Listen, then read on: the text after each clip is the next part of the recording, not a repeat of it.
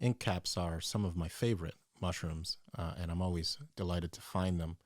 Whenever you do find them, I think that they're worth observing. I leave them in the ground. They're a prized edible species. A lot of people love to eat them. They say that the taste is spectacular. I personally have not had them, but I know that they're a prized edible. But I tend to leave them in the ground because I get more pleasure out of observing them than eating them.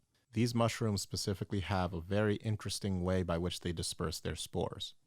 They deliquesce, meaning after they reach maturity and when they're ready to disperse their spores, they kind of come out of the ground in immaturity as these kind of cylindrical, cone-shaped fruiting bodies, and then they begin to open up and slowly but surely take on a more traditional toadstool shape, but I would say more of a parasol shape.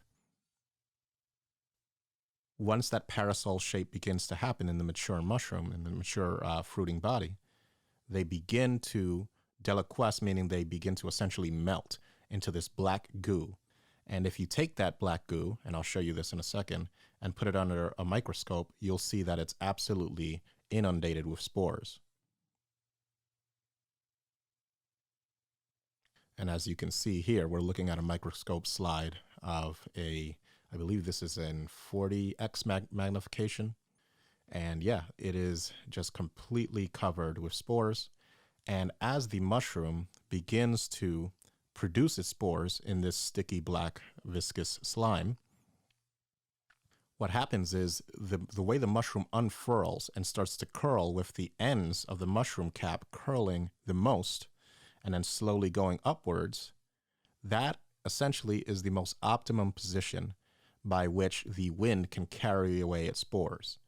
And, it's just a really efficient method by which these mushrooms can use the energy of the wind to reproduce. Just a very interesting species of mushroom. There are several subspecies. Shaggy manes, colloquially, are well known, but there are other ink cap species that deliquesce within a single day. And so obviously it's very hard to identify those without genetic sequencing, or at the very least, microscopic analysis. But again, here's some video of the ink cap when it first comes out of the ground, the fruiting body. And as you can see, we're just reiterating here, it's a kind of a white grayish color. It comes out in this conical but straight conical shape, almost like a cylinder with a tapered edge or a circular domed edge. That's the morphology of the immature mushroom. And then here you go. We have the morphology of the mushroom that's mature and beginning to deliquesce. Some people use this black ink for, ink. They put it into fountain pens and they use it to write, which is interesting. I often wonder if somebody did that and, transported the paper that they wrote on somewhere on the other side of the world many, many years later, would the spores, if they found something to germinate off of, would they still be functional? I believe that mushrooms do not have that biopolymer sporopollenin that spores of, for example, plants, non-vascular, non-seedless plants do. So I don't know about the hardiness and resilience of spores, mushroom spores. But certainly I know that in my experiments, I've taken, for example, bluet mushrooms and used a spore print that was a year and some change old and put it on some agar and it grew and it produced mycelium. So yeah, who knows? But yes, so this is about a day after the initial observation of the deliquescence.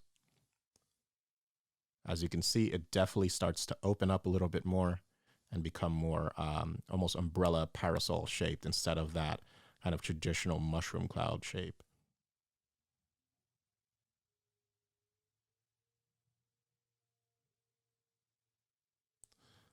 So yeah, that's about all I have to say for the very cool shaggy mane ink cap. So whenever you see these guys, pay attention.